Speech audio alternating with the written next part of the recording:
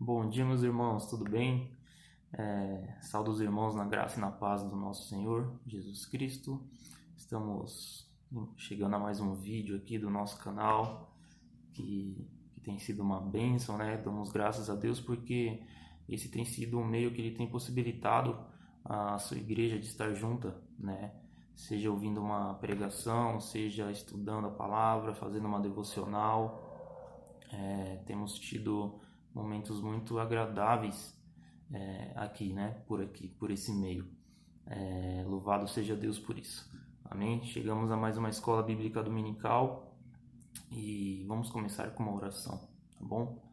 Soberano Deus e eterno Pai, Senhor, nós te damos graças por mais um dia de vida, Senhor. Obrigado porque até aqui o Senhor nos sustentou, Pai. O Senhor tem nos ajudado, tem nos mantido firme, Pai. O Senhor não tem deixado faltar o de vestir, o que comer, Pai. Muito obrigado por tudo, Senhor. Muito obrigado porque sabemos que o Senhor é um Deus que está no controle de todas as coisas e que em breve essa situação irá passar e poderemos estar juntos novamente, Senhor. Nos dê um dia tranquilo e abençoado, Pai, na Sua presença. Embora não estejamos na igreja, mas que possamos estar na Sua presença e juntos num só corpo e espírito, como deve ser, Pai, nessa comunhão, Senhor. Muito obrigado porque o Senhor um dia enviou o Seu Filho para morrer por nós. E hoje é o domingo de Páscoa, Pai. Lembramos que Ele ressuscitou, Pai. Que Ele vive, que Ele não está morto, Pai. E esse é um sinal que o Senhor aceitou o Seu sacrifício por nós, Pai. Muito obrigado por tudo, Senhor. Nos dê agora um momento agradável na Sua presença. Tire toda a preocupação, ansiedade, que possamos focar no ensino da Sua palavra, Pai. E que possamos ser edificados por Ele, Pai. É a oração que nós fazemos, Senhor. Em nome de Jesus. Amém. Amém, irmãos. Como eu disse, nós chegamos agora a mais uma escola bíblica dominical. Vamos dar continuidade nas aulas que a gente vinha tendo. O presbítero Cláudio trouxe a aula no domingo passado, onde ele trouxe o tema Deus entre nós. E hoje o tema é A cruz é uma vergonha? Nós vamos falar muito de crucificação hoje, né? A aula vai ser bem evangelística. É engraçado, mas não foi proposital. A gente está seguindo uma sequência e calhou dessa aula cair justamente no domingo de Páscoa, né?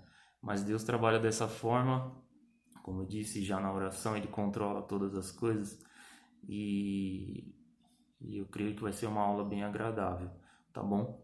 Nós estamos estudando o Credo Apostólico, né? Então a gente vem domingo a domingo estudando cada trecho dele, né? Esse tema, a cruz é uma vergonha, é justamente referente ao trecho que diz: padeceu sob o poder de Pôncio Pilatos, foi crucificado, morto e sepultado. Nós estamos aqui. Essa é a aula de número 7 da revista que nós estamos seguindo e estamos chegando aí na metade dela e estamos estudando trecho por trecho, tá bom? Creio que os irmãos têm a Bíblia que tem o credo apostólico lá no finalzinho. É importante a gente saber de cor, porque o credo ele nada mais é do que um resumo da base da nossa fé cristã, né? E é muito importante a gente saber professá-lo, tá bom? Vamos primeiro para o tema, para o texto base da nossa aula, né? O texto base está lá em Romanos capítulo 1, Romanos 8, perdão, do versículo 1 ao versículo 11, tá bom? Esse texto tem como título Nenhuma condenação ou pendor do Espírito, tá bom? Eu vou fazer a leitura, os irmãos forem achando, ou então dão um pause aí no vídeo e acompanhem, tá bom?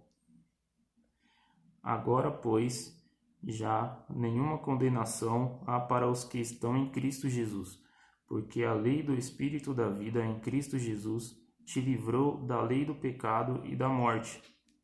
Porquanto o que fora impossível à lei, no que estava enferma pela carne, isso fez Deus enviando o seu próprio Filho em semelhança de carne pecaminosa e no tocante ao pecado, e com efeito condenou Deus na carne o pecado, a fim de que o preceito da lei se cumprisse em nós, que não andamos segundo a carne, mas segundo o Espírito. Porque os que se inclinam para a carne cogitam das coisas da carne, mas os que se inclinam para o Espírito das coisas do Espírito. Porque o pendor da carne dá para a morte, mas o do Espírito para a vida e paz. Por isso, o pendor da carne é inimizade contra Deus, pois não está sujeito à carne de Deus, pois não está sujeito à lei de Deus, nem mesmo pode estar. Portanto, os que estão na carne não podem agradar a Deus. Vós, porém, não estáis na carne, mas no Espírito, se de fato o Espírito de Deus habita em vós.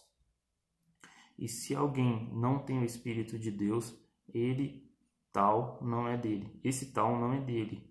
Se, porém, Cristo está em vós, o corpo, na verdade, está morto por causa do pecado, mas o Espírito é vida por causa da justiça. Se habita em vós o Espírito daquele que ressuscitou a Jesus dentre os mortos, esse mesmo que ressuscitou a Cristo Jesus dentre os mortos, vivificará também o vosso corpo mortal, por meio do seu Espírito que em vós habita. Amém. Texto maravilhoso, nós vamos nos aprofundar mais nele daqui a pouco, tá bom? Quando o assunto é crucificação, é normal surgir algumas questões aí, algumas dúvidas, né? Seja de não cristãos e até de cristãos mesmo, né? Eu trouxe uma como exemplo, né? Algumas pessoas elas questionam, mas por que crucificado, né? O fato de Jesus morrer por nós, pagar pelos nossos pecados, já seria uma humilhação em si, mas por que tinha que ser crucificado, né? Não de outra maneira. Acontece que essa é uma maneira da gente ter certeza que que Jesus, ele levou sobre si a maldição que era para nós. Que, na verdade, ele se tornou maldição no nosso lugar, né? E como que a gente tem essa certeza? Como que a gente crê nisso? Pela palavra, né? Vamos ver primeiro o que diz lá em Gálatas 3, versículo 13.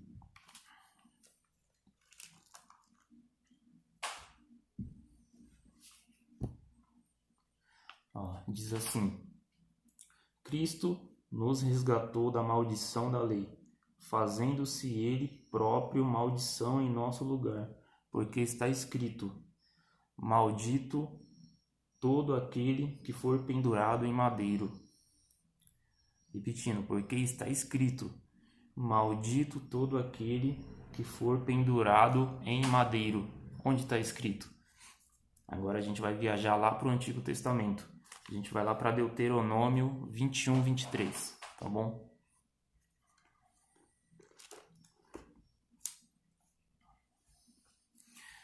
E lá diz assim: o seu cadáver não permanecerá no madeiro durante a noite, mas certamente o enterrarás no mesmo dia, porquanto o que for pendurado no madeiro é maldito de Deus.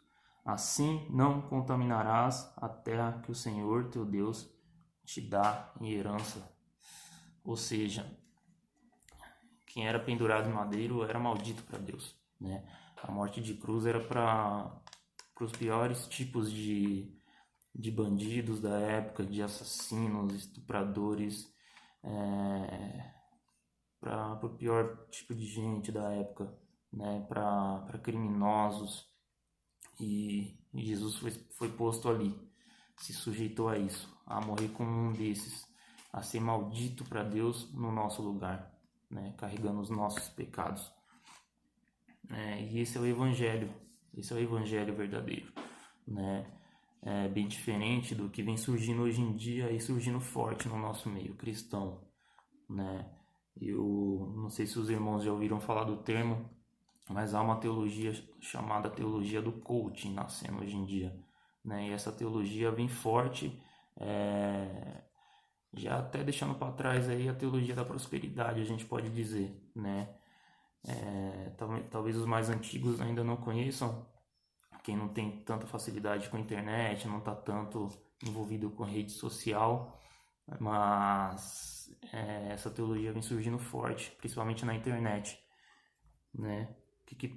Do que se trata essa teologia? Ela, como diz o nome, coaching, né? Ela trata o bem-estar da pessoa, né? E ela prega mais ou menos isso, que a pessoa é preciosa, que a pessoa é linda para Deus, que a pessoa é o centro do coração de Jesus, que Deus não resiste a um pecador, mesmo sem falar que ele deve se arrepender, que outra barbaridade que eu estava até ouvindo esses dias, eu escuto muito, porque como a gente está na rede social, às vezes postam lá, compartilham um videozinho, você acaba vendo só para ver tamanha, né, heresia, infelizmente. Um deles, na verdade, são líderes religiosos. Essas pessoas têm igrejas, estão lotando igrejas. Você vai no canal no YouTube dele para ver, tem milhões de seguidores, sabe? Isso é muito triste, né? Um deles disse no vídeo que eu vi ontem que a Bíblia não é a palavra de Deus, que a palavra de Deus não se resume, não pode ser resumida apenas a Bíblia ali, ser restringida só na Bíblia. Isso para nós parece um absurdo, mas não mas é um absurdo, claro, porque a gente crê, a gente sabe, a gente conhece a palavra de Deus, mas para as pessoas que estão ouvindo isso é a verdade, né? Como eu disse, é triste porque você vai num vídeo desse, tem 500 mil pessoas assistindo, né? Enquanto a gente vai numa live da igreja, tem 10 pessoas assistindo. Independente de ser uma igreja pequena como a nossa, ou uma igreja que tem milhares de membros, centenas de membros, não é da mesma forma, né? As pessoas estão... E esses caras, eles fazem o que as pessoas querem, eles massageiam o ego das pessoas, né? Na verdade, o que eles estão fazendo nada mais é do que massagear defunto, né? A expressão é dura, mas a gente sabe que quem está no pecado, quem é escravo do pecado, está caminhando a passos largos para o inferno. E essas pessoas continuam indo para o inferno e sendo massageadas, né? Elas estão mortas em seus delitos, mas continuam sendo levadas para o inferno, e agora por líderes que se dizem religiosos, né? Líderes que pregam um evangelho que não fala do pecado, que não fala que o maior problema daquela pessoa é o pecado e que ela tem que se arrepender e voltar a Deus, né? Isso é muito duro, mas vem acontecendo e está cada vez maior no nosso meio, né? Tem cada vez mais gente seguindo essas pessoas, principalmente jovens, né? Muitos jovens mesmo estão ouvindo esse tipo de coisa hoje em dia, né? Por exemplo, hoje em dia não está na moda também falar da ira de Deus. Não dá ibope, não dá like, né? As pessoas não falam da ira de Deus mais hoje em dia. Mas a ira de Deus não é uma invenção dos cristãos antigos, né? Lá em João 3,36 diz que a ira de Deus permanecerá sobre o que se mantém rebelde ao Filho, né? Ou seja, a ira de Deus, ela existe, ela é real, né? Embora a tendência hoje em dia seja substituir isso, né? As pessoas querem substituir um Deus que é santo por um Deus que é amoroso, que é gente boa, que só está preocupado com o bem-estar das pessoas, dos seus filhos, né? Um Deus que é só misericórdia, por exemplo. As pessoas acham que Deus é só misericórdia, que Ele vai salvar o mundo inteiro, que Ele enviou Jesus para morrer pelas pessoas e já está tudo ok. Mas não é bem assim que funciona. Deus é santo e Ele nunca vai poder compactuar com o pecado. Ele nunca vai compactuar com o pecado, na verdade, né? E como que Ele demonstra isso? Que Ele nunca vai compactuar com o pecado e que Ele nunca vai aceitar o pecado. Ele mostra isso aplacando a sua ira e a sua justiça. Parece que não bate, né? Poxa, como alguém que é santo vai mostrar algo com a sua ira e com a sua justiça? Porque é assim que funciona. Ele é santo e ele mostra que ele não aceita e nunca vai aceitar o pecado, aplacando a sua ira e a sua justiça. Amém? Lá em Hebreus 9:22, chegando a outro ponto da nossa aula, né, dando continuidade aqui, diz que não há remissão sem derramamento de sangue. Não há remissão sem derramamento de sangue. Hebreus 9:22, né? O que quer dizer isso? Só havia uma forma de sermos resgatados do lamaçal do pecado. Dessas pessoas que estão escutando esse evangelho falso, né, nessa nova teologia, serem resgatadas com o derramamento de sangue e crendo nisso, né? E como isso tinha que acontecer? Tinha que ser o sangue de alguém justo, né? Alguém perfeito, o sangue do Cordeiro de Deus. Só assim poderia ser feito, né? E essa era a única maneira. E foi feito, né? Para a honra e glória de Deus. Assim foi feito, né? Mas há quem diga que Deus poderia ter dado um jeitinho mais light nisso daí. Poxa, por que dar o seu próprio filho por isso também, né? A gente tem que pôr uma coisa na cabeça. Deus, ele é o Todo-Poderoso, ele é soberano e ele é o Eu Sou, né? Ele age da forma que ele quer e como ele quer, né? E ele não é injusto por ter dado o seu próprio filho. Às vezes a gente tem que fazer como Paulo fez lá em Romanos 9, quando questionado, as pessoas questionando Deus ali, eles sabiam que ele sabia que as pessoas iam, na carta aos Romanos, ele sabia que as pessoas iriam questionar a Deus, e ele faz uma pergunta retórica ali e responde, né? Quem és tu, homem, para discutir com Deus, né? Quem és objeto para discutir com o Criador, né? O vaso para discutir com o oleiro, né? Hoje em dia há muita objeção contra Deus, né? As pessoas não concordam com as coisas de Deus e querem questionar, né? Mas às vezes a gente tem que ser duro até na resposta e responder. Deus fez assim porque Ele é Deus, porque Ele é soberano, Ele pode fazer tudo como Ele quer, do jeito que Ele quer, né? E é importante a gente entender que Deus, Ele não obrigou Jesus a ir lá, vir aqui e nos salvar. Deus, Ele não deu ordem ao seu filho e falou para ele sofrer e pronto, se vira. Não. A gente tem que lembrar e ter consciência que Jesus é Deus e Ele estava lá, Ele fez parte do plano do resgate, né? Ele estava na criação, né? Quando Deus fala, façamos o homem à nossa imagem e semelhança, né? Como a gente, presbítero, eu lembro das aulas de catecúmenos, presbítero Silvano, né? Jesus estava lá e ele levantou a mão dele lá e falou: eu vou e salvo essas pessoas, né? Eu vou morrer por eles, eu vou até lá, eu vou me rebaixar, eu vou viver como um homem, como a gente ouviu na aula semana passada com Cláudio. Ele era 100% Deus e 100% homem também. Ele veio aqui e viveu como nós, né? Mas ele se ofereceu, ele não foi obrigado a vir. Ele levantou a mão e ele veio por nós. Ele se sujeitou a isso, a se humilhar por nós. Amém? Foi fácil? Não, não foi fácil, né? Jesus sofreu aqui em corpo e alma durante toda a sua vida. Toda a sua vida, né? Perdão. Principalmente no final dela. Onde ele suportou a ira de Deus contra todo tipo de pecado. Todo tipo de pecado, né?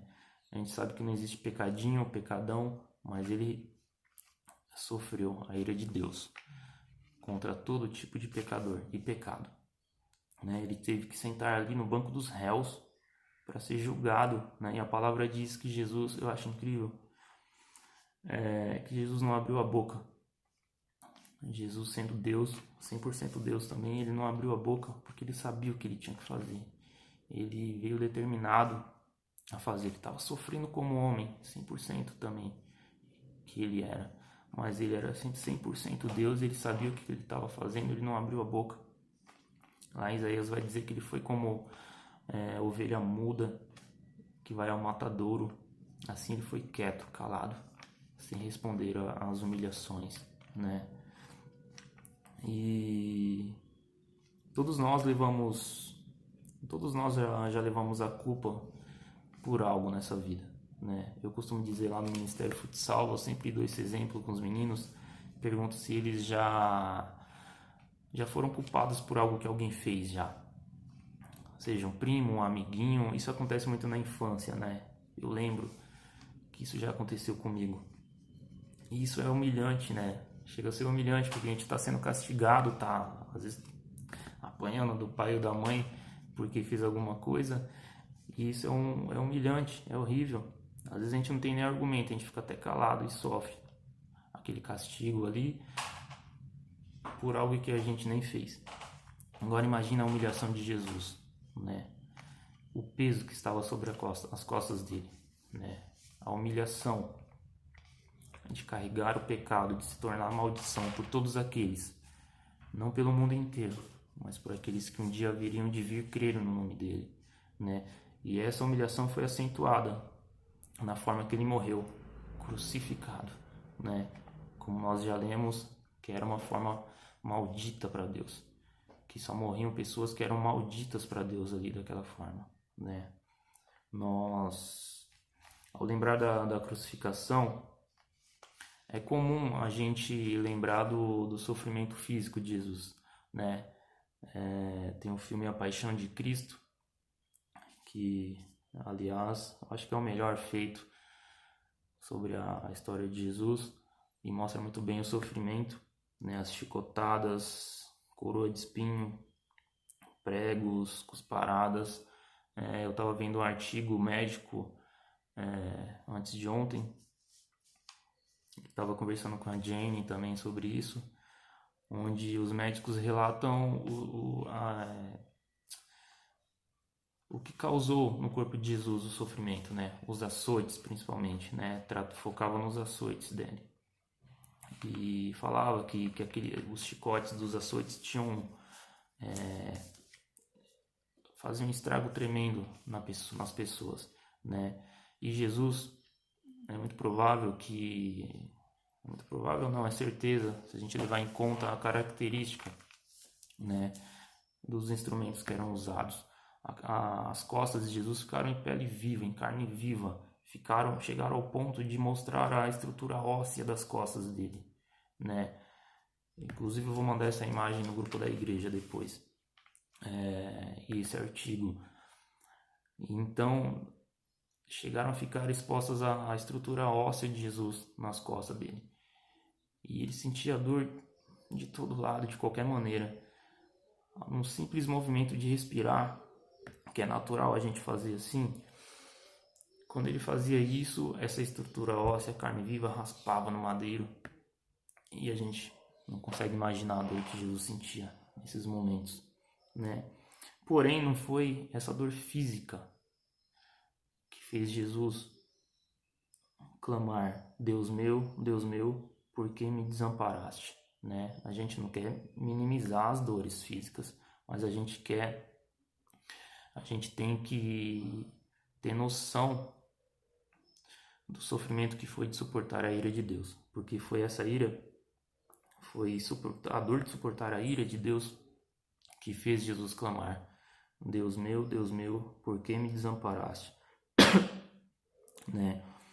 Aliás, lá em Salmos, isso está escrito lá em Salmos 22:1. Deus meu, por que me desamparaste? É uma nota de rodapé aqui. Até nesse momento de aflição na cruz, Deus citou a palavra de Deus, né? Eu vi uma pregação sobre isso uma vez.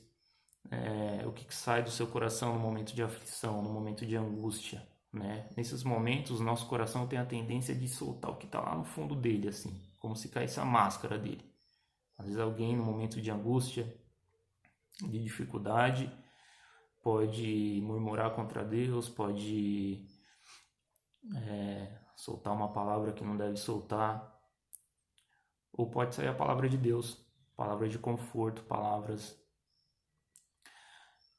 de Deus mesmo, né? E isso era o que saía de Deus em todos os momentos que ele disse alguma coisa no momento da crucificação, desde quando foi preso, ele sempre dizia alguma coisa sobre a palavra de Deus, algo que já estava escrito. Isso é muito interessante, porque o que tem saído do nosso coração nos momentos de aflição, de dificuldade. E ao morrer por mim e por você, Jesus mostrou muito mais do que amor. Se é que existe algo maior do que o amor, ele pagou toda a dívida e acusação que estavam sobre nós, né? Paulo vai dizer lá aos Colossenses, no capítulo 2, versículo 14, que Jesus as cravou na cruz, que Jesus pegou toda a dívida, todo o julgamento, acusação e cravou na cruz, quando ele morreu por nós, né? Ou seja, já não há mais nenhum julgamento, nenhuma acusação contra nós, que pese contra nós, né? Que não pese aqueles que creem nisso, que creem que ele morreu para levar seus pecados, né?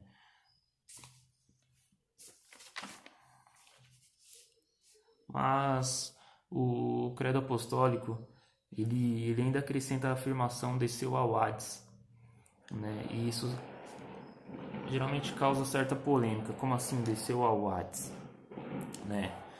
Antes da gente comentar, eu tô aqui com o nosso amigão de estudo aqui, esse livrete que contém os símbolos de fé de Westminster, que é muito edificante, que nos ajuda muito, é cheio de referências e é importantíssimo que você tenha em casa. Mas vamos ver o que diz lá na questão de número 50 do Catecismo Maior de Westminster. Diz assim: em que consistiu a humilhação de Cristo depois da sua morte? Resposta: a humilhação de Cristo depois de sua morte consistiu em ser ele sepultado, em continuar no estado dos mortos e sob o poder da morte até ao terceiro dia, o que, aliás, foi expresso nessas coisas. Ele desceu ao inferno, ele desceu ao Hades, né? É importante a gente mencionar que o Hades aqui, que o inferno ainda não é um lugar físico, né? As pessoas que morrem sem crer, que morrem em seus pecados, em seus próprios caminhos, elas vão ao Hades, a esse inferno que é um lugar de sofrimento, que é um lugar de sofrimento espiritual, né? Da mesma forma que as pessoas, quando Jesus voltar, que creram nele, irão ter seus corpos glorificados, a alma vai vir do céu, o corpo vai sair de onde estiver, vão se unir, vão virar um corpo glorificado e vão para o céu. As pessoas que morreram em seus pecados, a alma vai vir do Hades, o corpo de onde está, e aí sim vão pro lago de enxofre, né? De fogo, de enxofre, de chamas, que está preparado, o inferno físico que está preparado para aqueles que vão receber a condenação eterna por não terem crido em Deus, em Jesus. Então, Jesus, o sofrimento dele foi tão grande que ele sofreu todas as dores da rejeição de Deus, né? Ele morreu, né? A gente está falando da crucificação, hoje é domingo de Páscoa, a gente não está falando tanto que ele ressuscitou, mas ele morreu na cruz e, como todo condenado, todo rejeitado por Deus, porque não creu, porque morreu como pecador, a alma vai para o Hades, vai para o inferno. Então, como diz na resposta aqui do livrinho, ele esteve sob o poder da morte até o terceiro dia. Então a alma dele estava no Hades, realmente foi até o Hades, que é esse inferno de lugar de sofrimento, né? A alma dele não foi lá para o inferno no fogo, não. Esse não foi inaugurado ainda, né? Esse está preparado para Satanás e para aqueles que nunca creram em Jesus. Amém? Ficou claro? Qualquer dúvida, coloque aqui nos comentários.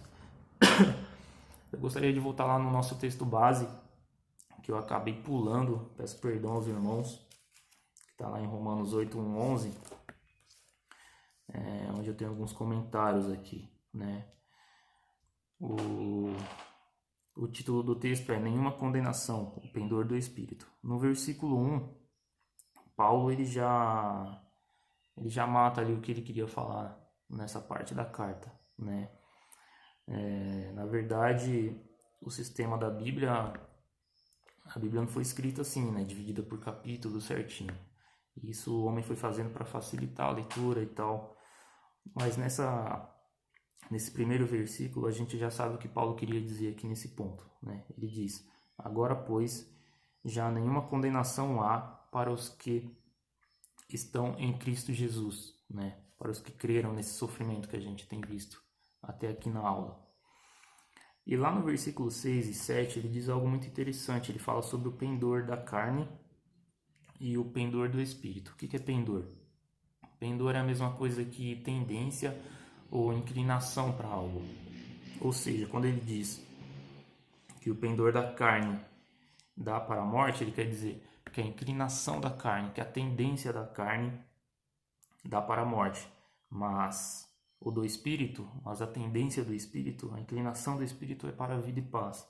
Quando ele diz que o pendor da carne é inimizade contra Deus, é a mesma coisa que a inclinação da nossa carne, a nossa tendência carnal é ser inimigo de Deus.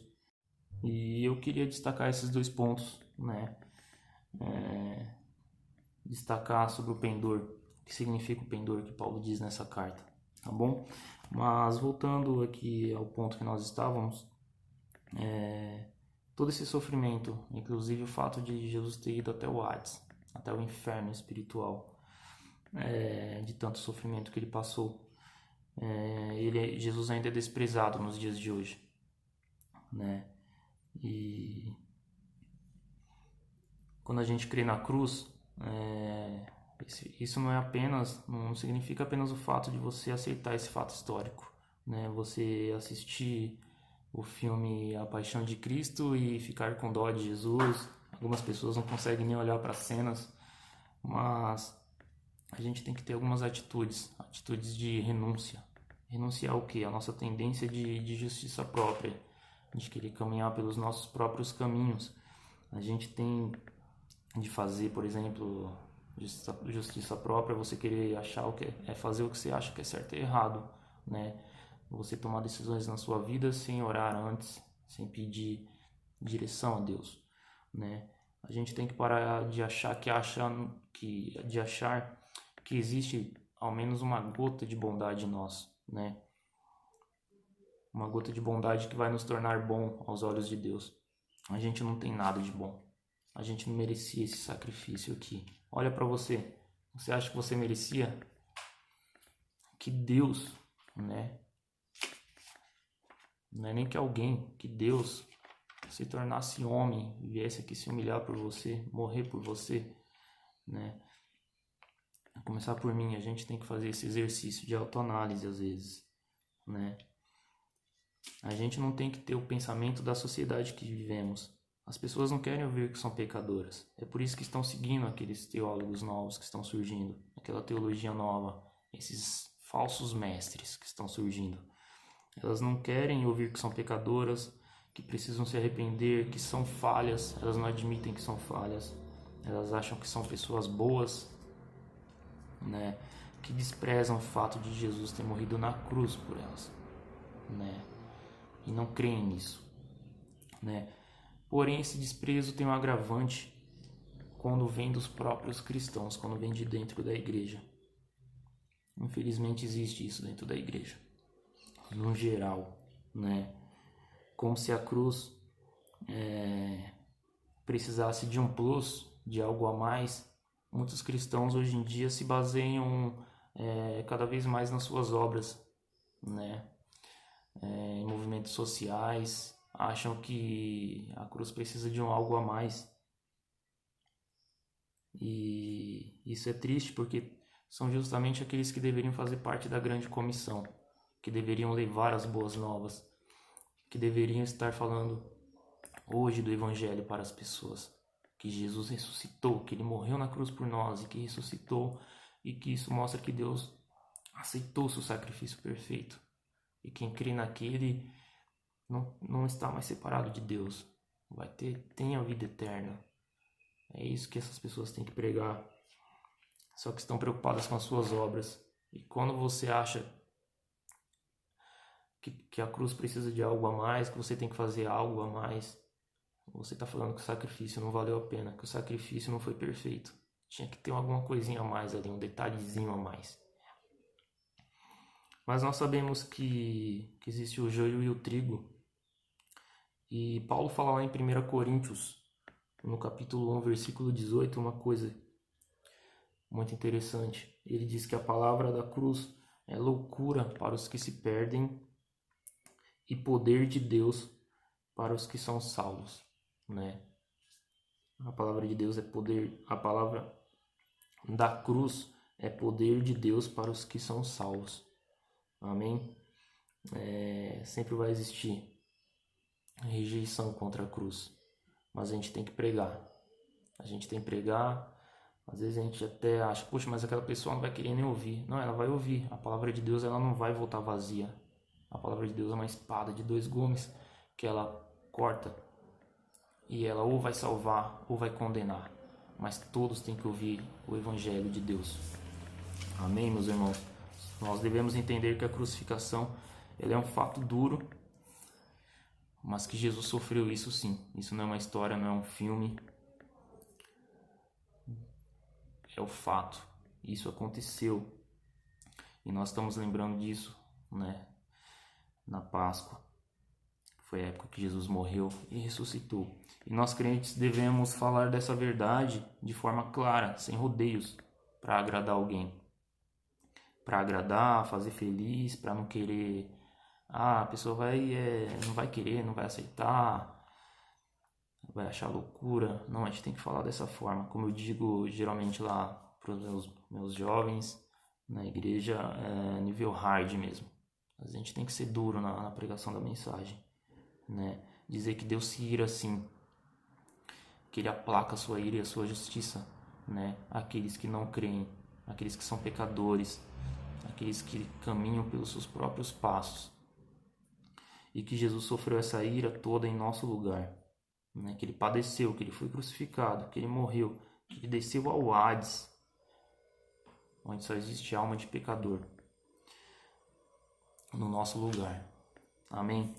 Para finalizar a nossa aula, irmãos, eu tenho 2 lições de casa aqui para vocês, né?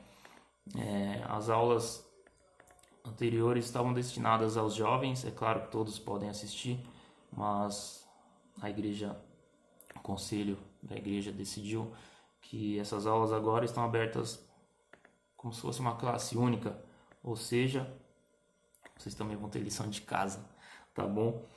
Eu tenho 2 lições. Primeiro é um exercício de autoanálise. Não é para responder para mim, é para responder para você, para Deus, né? É a mesma pergunta que o pastor fez ontem, na devocional, nos minutos de reflexão que a gente teve, né? Que diferença saber que Jesus morreu no seu lugar faz na sua vida?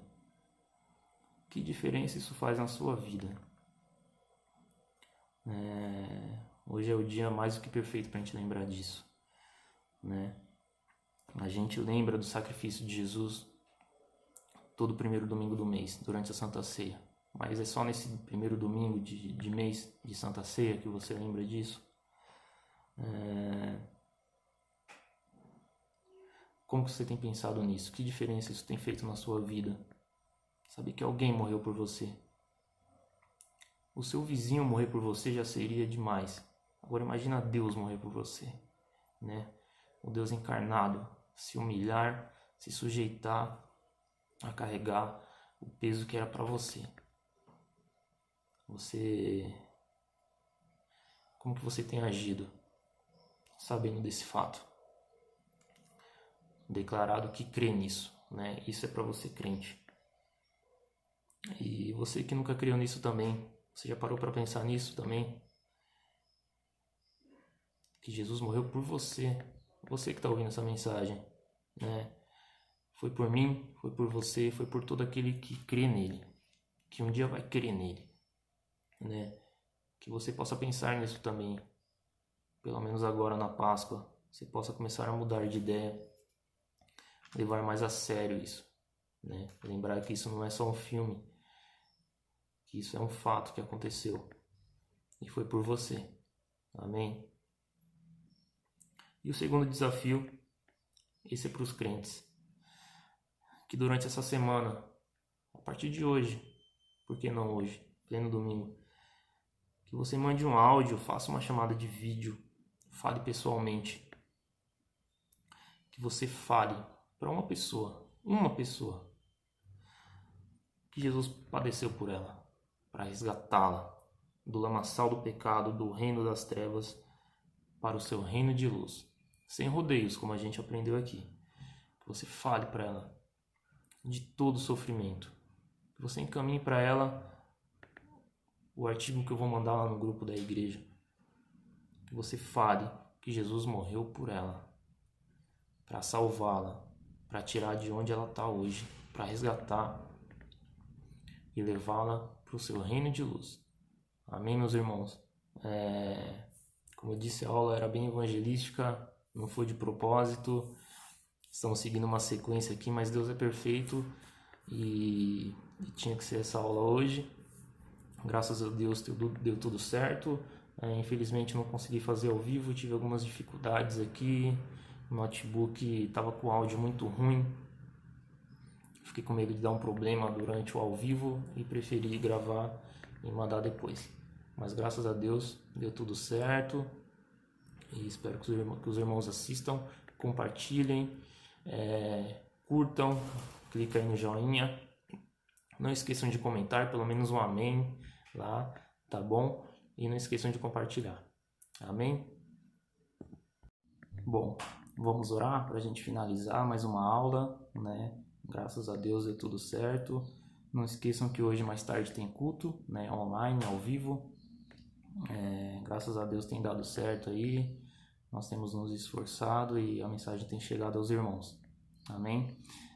Soberano Deus e eterno Pai, Senhor, nós te damos graças, Pai, mais uma vez. Muito obrigado porque até aqui o Senhor tem nos sustentado, Pai. Tem nos mantido firmes, protegidos. E cremos que logo isso vai passar, Pai. E todos darão glória a Ti, Pai. Renderão graças a Ti, porque o Senhor nos protegeu e nos livrou do mal, Pai.